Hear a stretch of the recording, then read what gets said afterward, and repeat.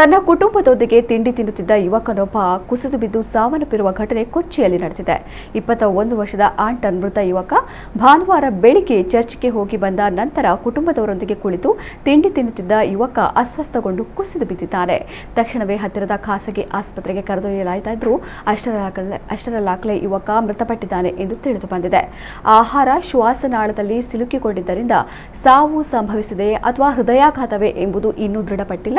ಮರಣೋತ್ತರ ಪರೀಕ್ಷೆಯ ವರದಿ ಬಂದ ನಂತರವೇ ನಿಖರ ಕಾರಣ ತಿಳಿಯಲಿದೆ ಎಂದು ಅಧಿಕಾರಿಗಳು ತಿಳಿಸಿದ್ದಾರೆ.